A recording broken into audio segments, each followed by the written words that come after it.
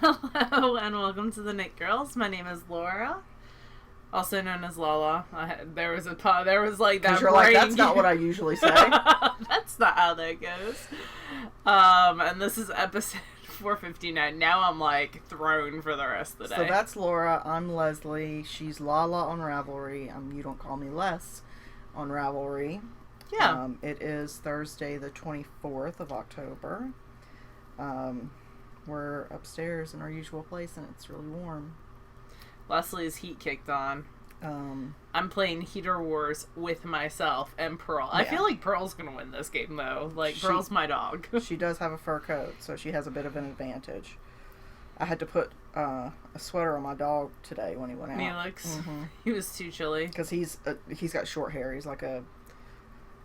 Whippet? Yeah. So he's got a short hair. He doesn't have the warmth that... like the big furry dogs do. And Pearl's a Great Pyrenees mutt, so she has all the warmth. And Halloween bandana.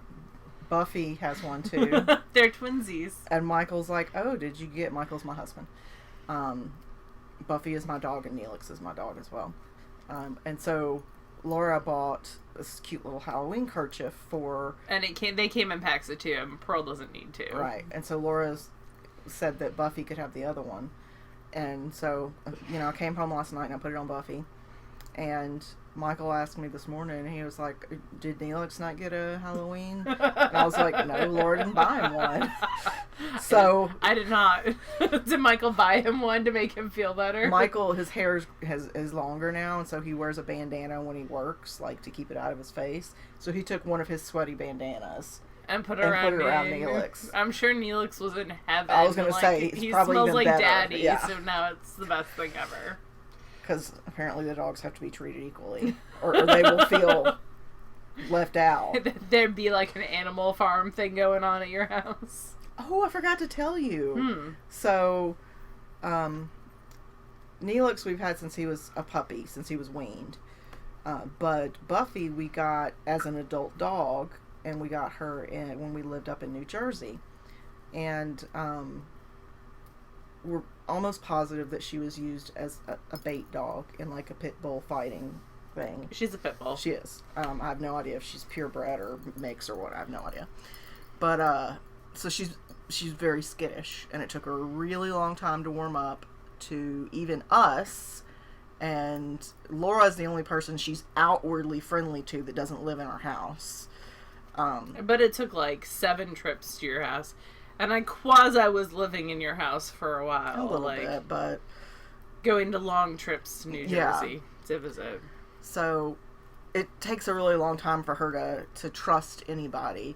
And we've never had any luck with her playing with toys. We just assume she never learned how to play with toys, play tug of war, fetch a ball, or any of that stuff, which our other dog loves. But the other day, yesterday, she brought me a toy and that she hadn't stolen from Neelix and played tug of war with me for 2 minutes. It's the first time and we've had her for 7 years, maybe. It's the first time she's ever wanted to play. Aww, so good for her. I was happy. That's this exciting. Is actually not a show about dogs. But if it was, it'd be amazing. It would. That's what my shirt says. You know what I like about people? They're dogs. So... yeah, so this is actually a craft/knitting podcast. Yeah, for the most part. Would you like to start, or would you like me to start? Sure, I'm knitting on a pair of socks. This is the only thing that I'm actively knitting on. I'm trying to get them done by the end of the month. So I started a little baby hat, but I got a row done, and I have a hand spin shawl on the needles, but that's only a couple rows in.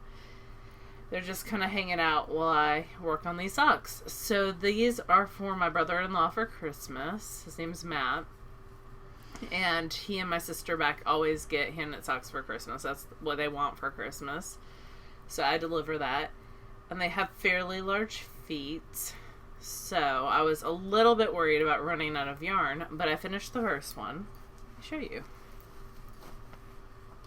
And this yarn is Joanna Knit Spin Farms, her Targhee Sport, which I find very bouncy and very springy. And she does these interesting holidays. Yeah. and unusual holidays, and this was National Soup Day, which is a great fall type colorway. And I've started on the second one. I'm knitting these on size 1 needles. They're on some old, I want to say, Hayas.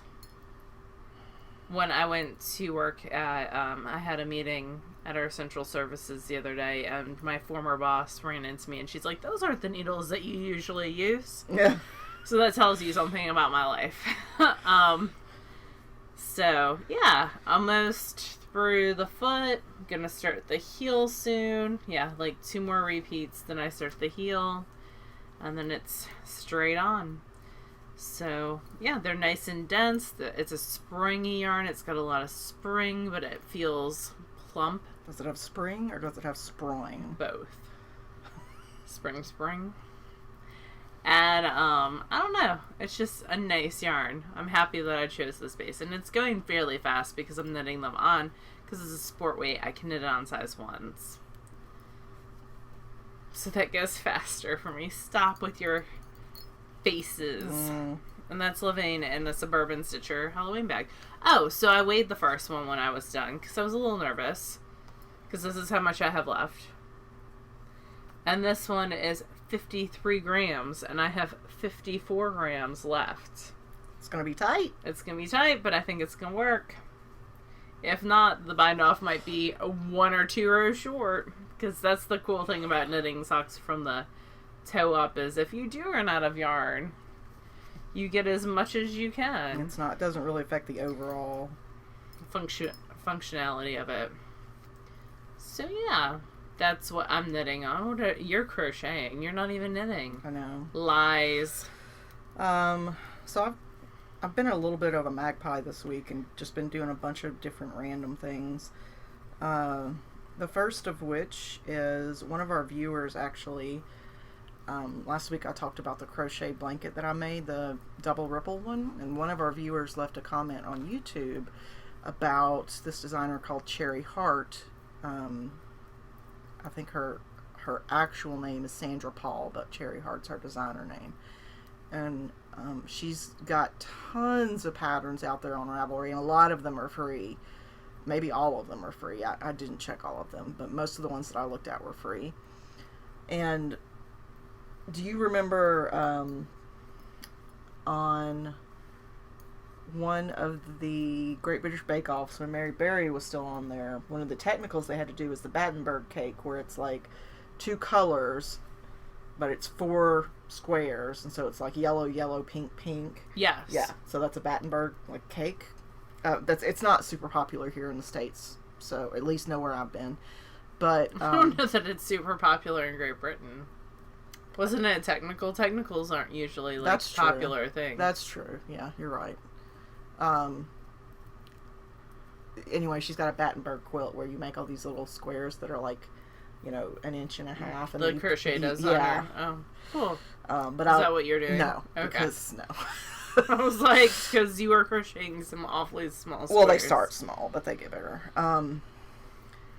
But no, she's got a pattern called the Giant Granny Patches pattern, and you basically take 10 or 15 colors of yarn, and you just knit squares and those crochet solids, crochet squares and those solids, and then you just put them together.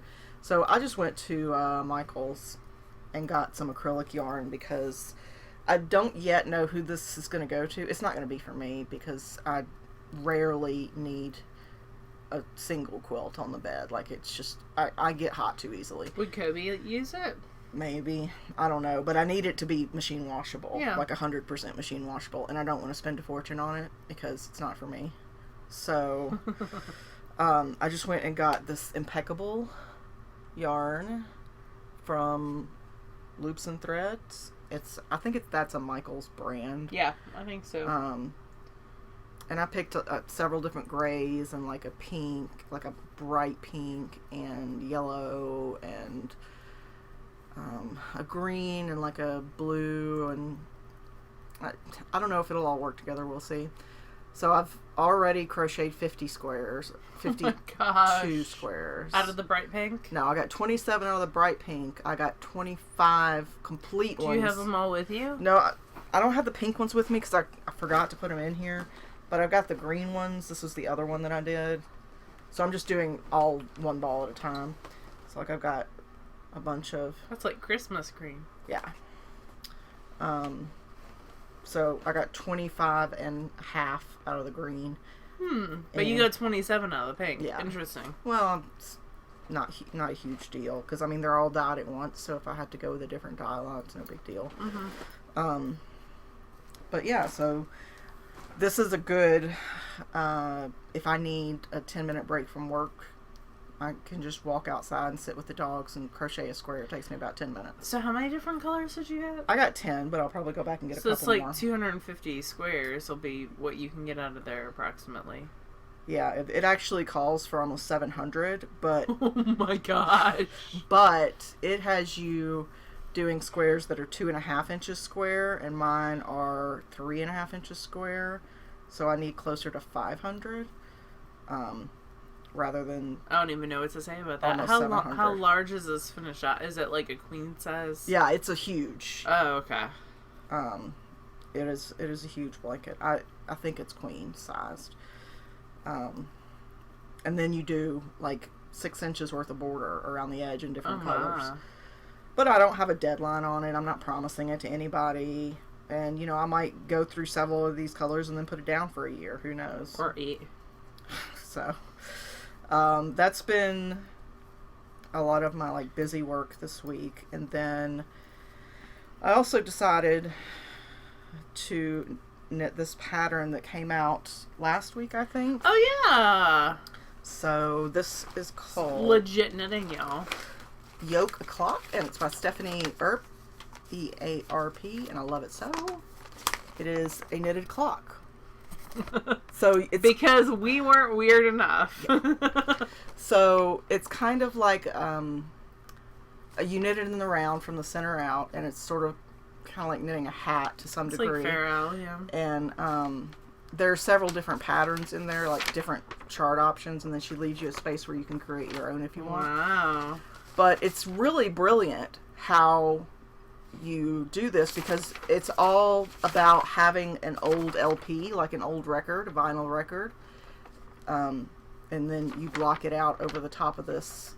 Oh, that would be a good LP. That would be a good project for Mama Linneman. And like a good gift. Then you get a clock mechanism from like Joann's or Michael's. I got this one on, well, full price. It was $9, but I always have my coupon, so I got it for like under $5. And it's just like a little motor mechanism, and then the arms are in here.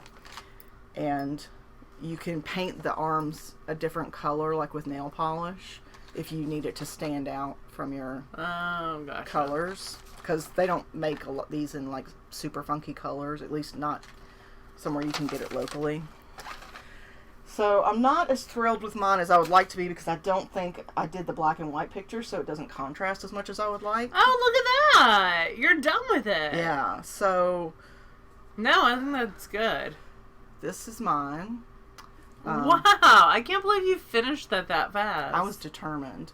Because you were working on it last night and you were like, here. To be fair, it's only 50 rows of knitting, and then you got several rows of the solid, and then you do a purl row, and then you do like an 1.25 1.5 on the back of stockinette, and then all the stitches are held live, and you sort of cinch it.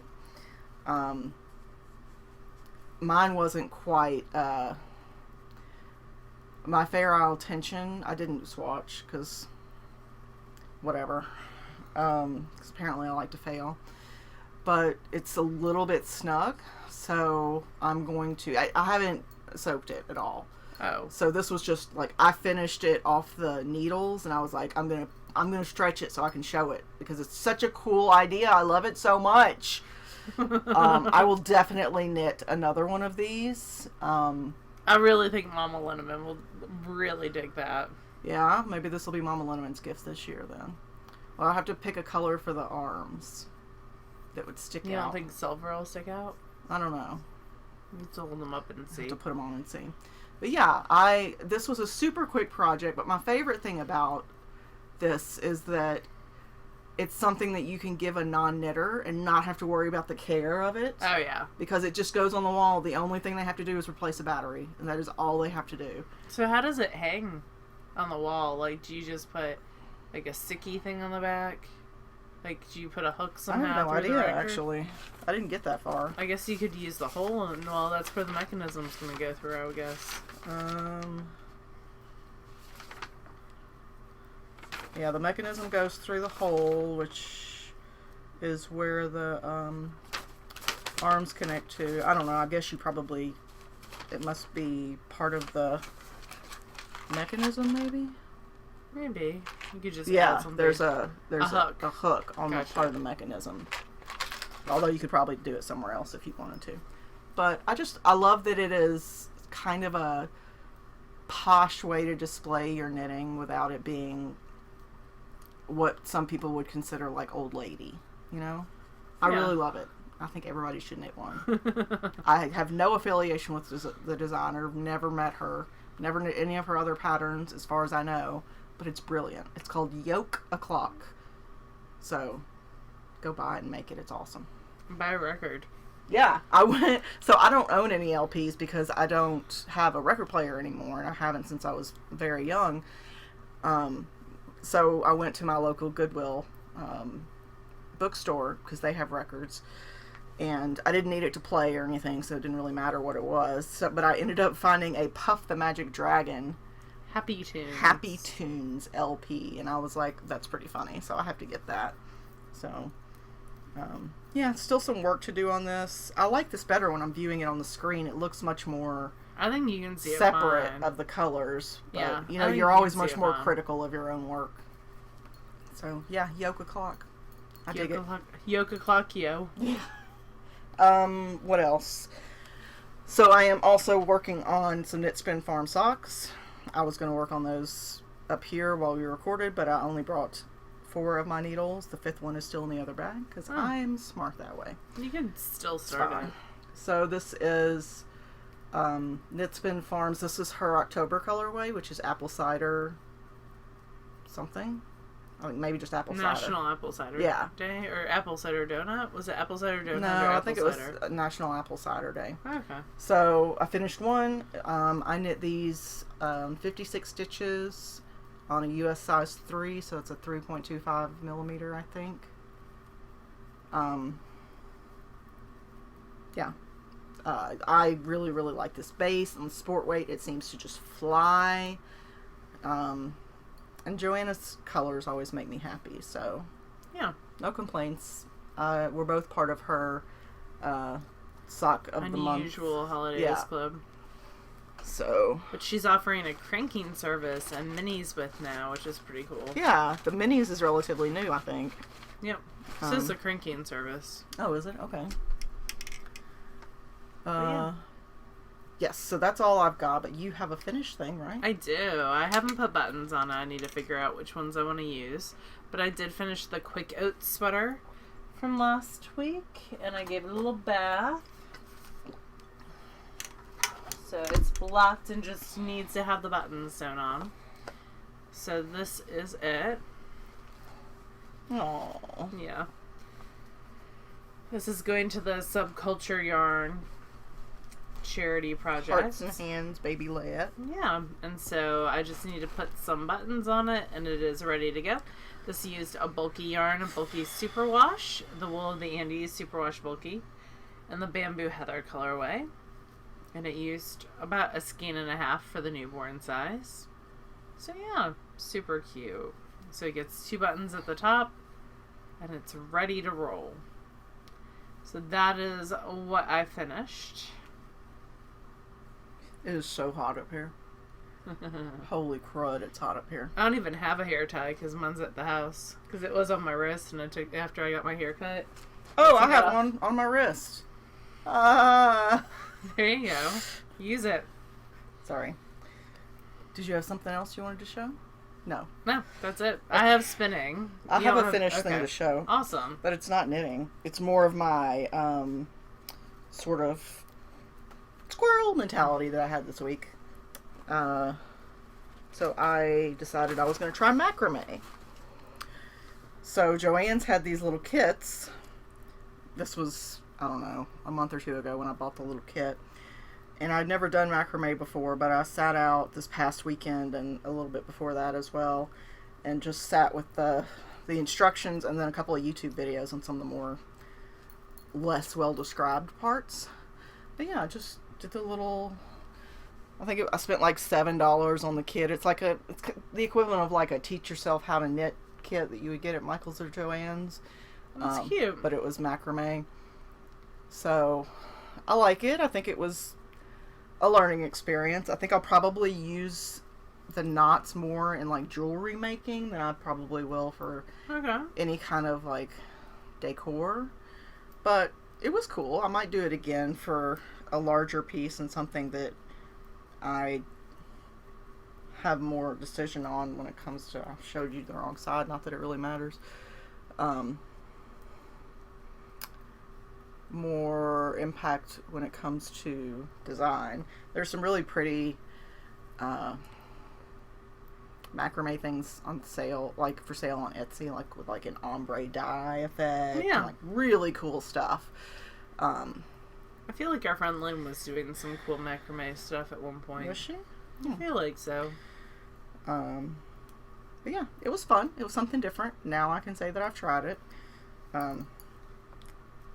Maybe my lifetime mission will be to try every handcraft that I ever. Have you tatted before? Hear of? No, I have not. Have you done bobbin lace before? No. I've added 2 to your list. There you go. I tried tatting. I was not successful.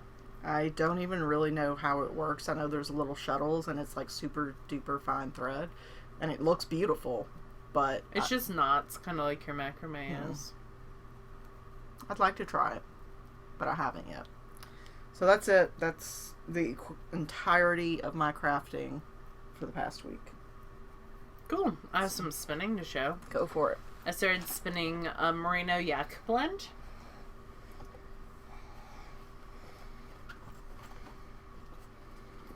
For some reason, my bag seems very far down there. So this is a door prize that I won the Leading Men Knitting at the Estate Retreat. And it was a whole bag. I actually won something else, and I traded with a non-spinner. But it was a bag of stuff from Euphoric Fibers, who I hadn't heard of before. I just put my finger over the little sheepy's face. There we go. And this is a yak merino blend, 50-50. It's 2 ounces. And usually goes for $20. And so the yak is naturally dark. So it takes dye a little bit differently. Kind of like humbug wool. Yeah. So it's got like a berry, purpley pink, and then a blue that both have this like dark brown undertone. So this is the first half. And I'm spinning this on the matchless using double dry. And it's interesting. It's spinning fairly thin, but it's a new spinning experience for me. I thought it would be something that I could long draw, but I wasn't liking how it was working with long draw. So it'll be interesting to see how this comes out. I've never worked with that large of a quantity of yak before, 50-50. Yeah, usually it's more like a 20% yeah. of yak or something, so that's a very healthy dose of yak. It is, and I have all this stuff that I've been spinning, all the singles of on bobbins that I haven't applied yet. Yeah, Laura, we were at Knit Night last night, and I was asking her because she had been spinning an alpaca cormo blend that we got from Elizabeth of Spotted Circus, like the previous time that I had seen her spinning on the matchless, and I was like, oh, how did that come out? And she's like, oh, I haven't applied it yet, it's over there. I was spinning on the ladybug, and then she counted, and there were like 9 bobbins waiting to be applied, and I was like, oh my god. So next week will be a very spinning heavy it's okay podcast, which is fine. I don't mind that at all. It'll all be good. But yeah, I've been mostly spinning on the ladybug and the matchless, and I have been spinning singles and not applying. finished one little square. Yay! Look at you. When it comes to reading, I'm still reading the same 2 books. I did get a little bit farther in Born a Crime, and I brought it home today so that I could, like, devote time. So I'm currently on page 95. There's a really interesting, it's Trevor Noah, Born a Crime, Stories from a South African Childhood. And Trevor Noah is the host of The Daily Show currently. Mm-hmm. And he's a comedian. And it's really, really interesting. And it's called Born a Crime because in South Africa at the time... Apartheid. Yes, it was illegal for a child to be born of a relationship of, in his case, it's a white father and an African mother. So, like, his mom had to essentially hide him. Yeah. And, like, hire other women, like neighbors, to walk him to the park that were of a lighter complexion. But he talks about how at a very young age his mother kind of taught him to speak a ton of different languages. Mm-hmm. English is his first language, but a ton of different regional languages. So that, like, anytime someone was saying something to him, having that language in common kind of put people at ease, which was really, really interesting to think about. My South African history is terrible, so I'm learning a lot, too, as I read this book. So I'm finding it very interesting. I really like so this is the kids' version. This is adapted for young readers. I've listened to the audio version, which is read by Trevor Noah. The adult version. The young readers isn't available as a audio because I looked. But it's really interesting to hear him, like, some of the dialogue in the book, hear him actually speaking Afrikaans and, the other dialects when he's narrating as, his grandmother, his very no-nonsense grandmother, or... Oh my gosh, when he poops in the house... and they think it's a demon, yeah. and his great-grandmother thinks it's a demon because he was pooping. He didn't want to go outside and use the outhouse. This was when he was small. And so he just grabs some newspaper and decides to poop on the newspaper. And his great-grandmother has cataracts and she's blind, and so she can smell it. But she doesn't know what's happening, and so they assume that there's a demon in the house. Mm-hmm. It's very funny. Yeah, he's a really good storyteller. And he brings everything, like, back around. Mm-hmm. Like, it starts with his mom pushing him out of the vehicle, and then you find out later that it's because some of the transportation was run by different warring companies or groups of people, so you could really get in trouble if you chose got poorly. Caught in the middle. Yeah. So, anything besides that you're reading? No, I mean, I'm still listening to Dread Nation. Oh, I forgot to mute this. Which is good. But it's kind of, I just haven't had time for audiobooks at work when I've been, my one planning period, I had yearbook this past, week, so I didn't have time to just listen to an audiobook as I was processing, and that one I really have to have headphones in just because sometimes there's language that the 6th graders probably don't want to hear. So, because it's a young adult book. A historical, alternate history young adult book. But yeah, that's it for me. What have you been reading? I haven't been reading a ton, so I finished the 7th or 8th book in the Dragonkin series. It's the one with Izzy and Eber with the blue hair. And there are more books in the series, but I think I'm done, at least for now. I need a break from dragons. That is never a sentence that comes out of my mouth. It's just, at this point, it's a lot of politics, and, I do want to know what happens with Talon and Talwyn, the twins. They have their own book. But I think I have to take a break and, read something else. And it just happens that TJ Klune just put out a new book. He did. It just came to my device yesterday. It's the 3rd in the Heart Song series. Yeah. Which starts with... Woof. Wolf Song, yeah, I was thinking Otter. Not Otter, that's a different series. Bear and by him. Otter Bear. is a different Otter. Or a different series. So it's Wolf Song and Raven Song, right? Yeah, because Raven Song's about the witch. And then, yeah, this one is... About the mother... No, it's right? the one that comes as a spy, but then he changes. But doesn't he fall in love with the one guy's mother? Heart Song, I think, is the other one. Oh, I don't know. I don't think so. I think it's male. Pardon me for just a moment. I'm going to look it up because I love TJ Klune and I would hate to say the wrong thing.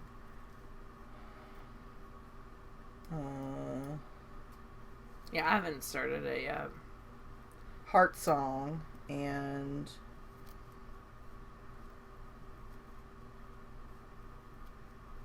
Robbie Fontaine... Kelly Bennett. Kelly is a boy, though.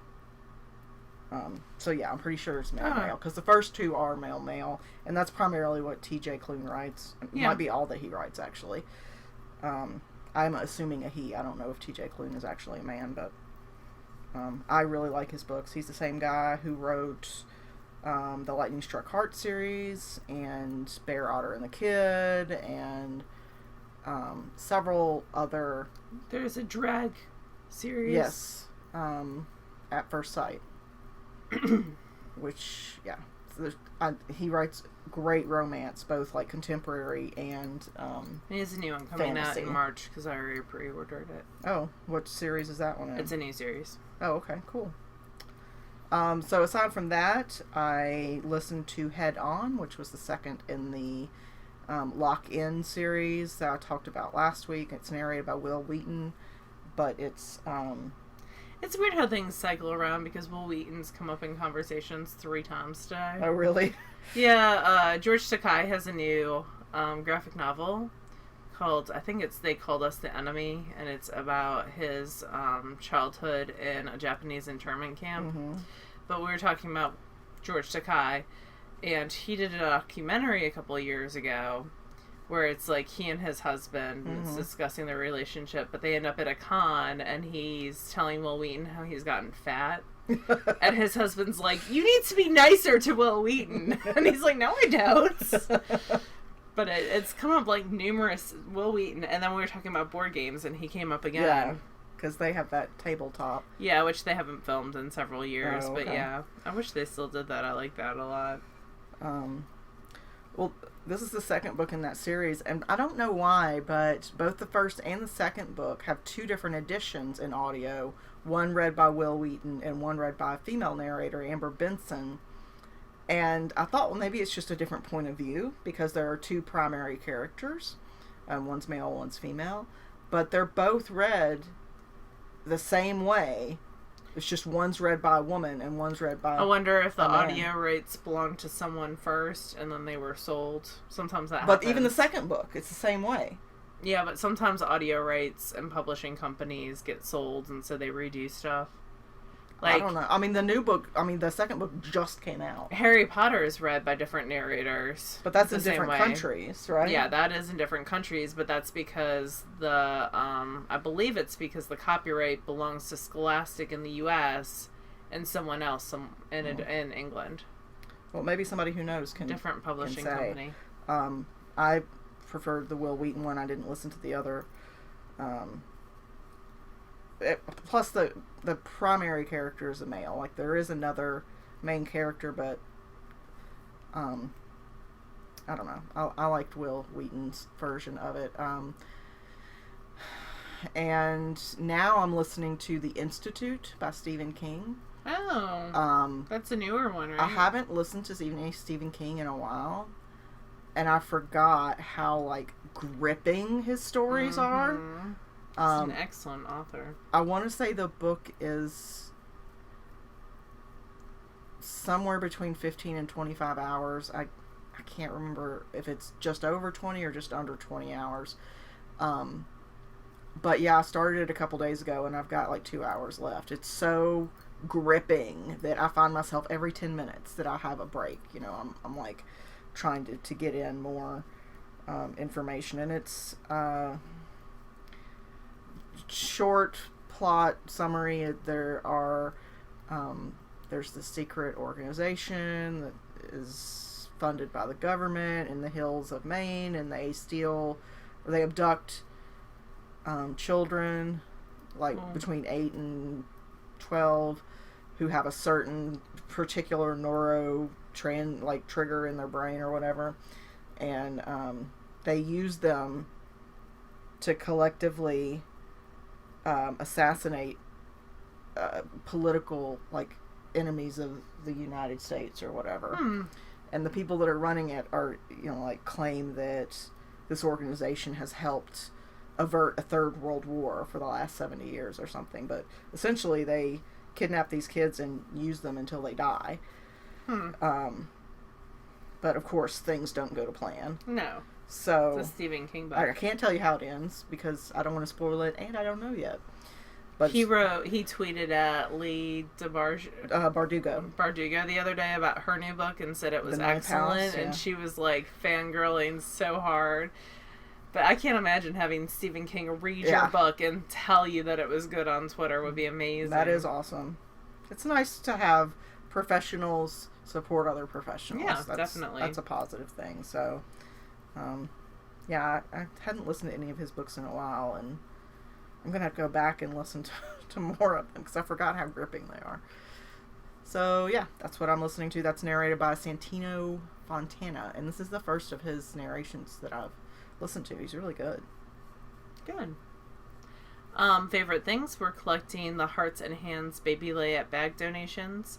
So we're a collection point. If you're local to the Memphis area, you can let us know.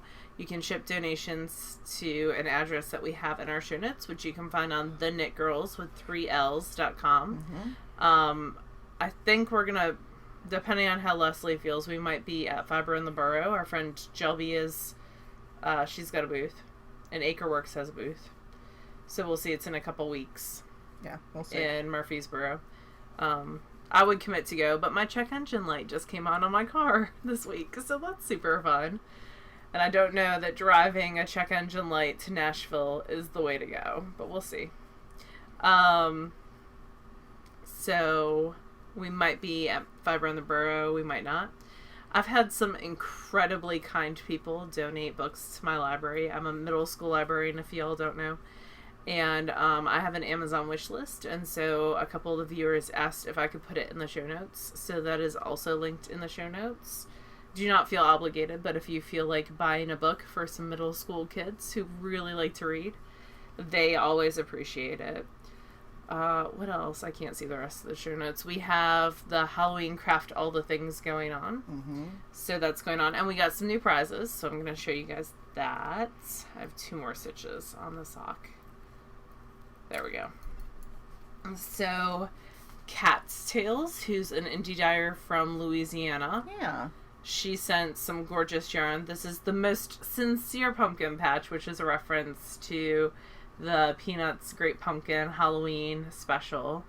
And it is a superwash merino nylon gold stellina blends. So that's really pretty.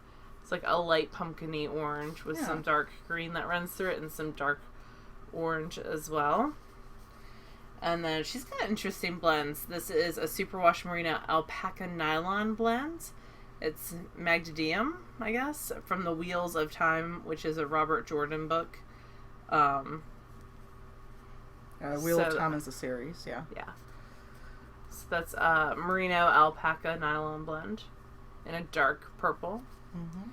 And then there is You Hide the Eggs, which is another Peanuts holiday collection in superwash merino nylon 10% stellina. Yeah, I like that. So it's Do you know why I like this? Because Laura sent me a text like a week ago, and she's like, hey, what do you like from this shop? And so I picked out a couple of things that the ones I like best are this and this. And then she got it, and she brought it over here today, and she's like, look. And I was like, oh, yay, thank you. Oh, it's a prize. And I'm like, what the hell? Yeah. But it was very kind of Kat to send that to us. So yeah, definitely. And we did pick sincerely out appreciate it. a skein each that she told us we could as well. So, yay, we've got some other prizes that people have sent. Miss Babs gave us some prizes. Velvet Hippo gave us some prizes. Uno Besito Fiber gave us some prizes. Would you mind scrolling down so I don't miss anyone? Because I'd feel terrible if I miss someone. You also possess the ability to pick up a keyboard. But, you know. But it's closer to you. It's really not. Crafts Untold. And then our friend Pam also sent something. The stitch markers. Yeah. Look at you and your squares. We have a Patreon VKN coming up. That will be this Sunday. You need to pick a time. The 27th. I feel like 11 worked best for a lot of people our time. It's still early on the West Coast, though. It's 9 o'clock. Okay, that's true. So we could move it to noon.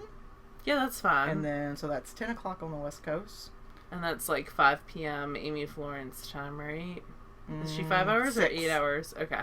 6. It'll be 7 when we fall back, though. Okay.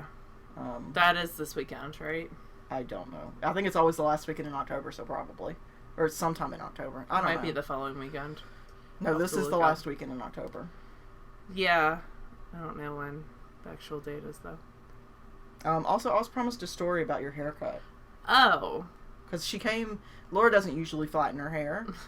Do not. And usually she wears it up just for convenience sake. That is true. So she came in and I asked her, I was like... Did you get a haircut? And she was like, I have a story. I'm not telling you right now. Oh. So I went to get my hair cut, and I go to the same place every time, but there was a new lady. I just kind of do a walk-in, because I don't get my hair cut super often, and I just wanted it trimmed up so that the ends were taken care of. And I told her I pull it up because I'm a teacher, and it stays out of the way, and also I have to be at work at 6:30 in the morning, and she's like, oh, it's still wet, and I was like, that's the problem, is it's really heavy right now and wet, and it's giving me headaches. So she asked me where I taught, and she's got an 8th grader at a neighboring school, and she proceeded to tell me for like 25 minutes about she's not sure if he likes girls or boys, but they had the talk, and then told me the talk of how condoms work, and I was like, oh, okay, this is what we're doing now. I mean, I am an adult and I'm aware, but okay. But like, proceeded to like just continually talk about the sex discussion that she had with her son. I mean, for 20 minutes. I appreciate that she's not relying on Mississippi's abstinence only policy, because that doesn't work. And how she was telling her older son's girlfriend that she, being the hairdresser, is too cute and young to become a grandma. And I was like, okay. Also, probably, like, I don't know how effective that is as birth control, but okay. So, yes, I got to hear about both her sons. One's 20 and one's in 8th grade.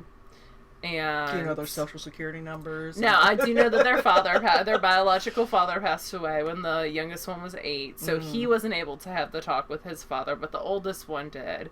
But the younger one overheard the older one. See, it could go on forever. But let's not. And say we did not. So, like, there was no way out of that situation. Like, and she just wanted someone to talk at, not actually, like, just have a discussion. But I was like, oh, so this is what we're doing now. That would work for me. If I'm not required to participate and I just need, like, a nod every minute or so, I can do that. I mean, I would prefer it not be about, you discussing your minor son and sex and a condom with me, but if I don't have to participate, that weighs it heavily in your favor. So, but I think it's the most bizarre hairdresser conversation that I've ever had. Yeah, I mean, it's definitely up there, and like, good for her. And she was telling me how like they have an open household and she doesn't care if he likes boys or girls. I was like, good for you. Like, whatever works for you, but we're still continuing this discussion. Oh, okay. I thought we were done at that point. I asked my son, who's 16, like a month ago, I said, so, have you kind of figured out if you like boys or girls? And he was like, yeah, I don't think I like anybody. And I'm like, you are my kid. That's fine, too. So, okay, I think we're done. So we have a VKN for our Patreon supporters this weekend. Yeah. It'll be at noon Central. We'll send out a notification to everybody through the Crowdcast. That's the app I'm thinking of. Yeah. I already deleted Chrome off my computer. You're terrible. It had an update. It couldn't update while Chrome was open. I don't actually delete it. I just close the window, but it makes Leslie mad because my computer should always be open to the thing that she wants to use. Yeah, that's the way it works. That's like a maximize, and I have to hit escape 15 times to make it get smaller. So I can use Safari. First world problems. Yeah. So you guys have a lovely weekend, and we will talk to you next week. Bye, y'all. Bye, y'all.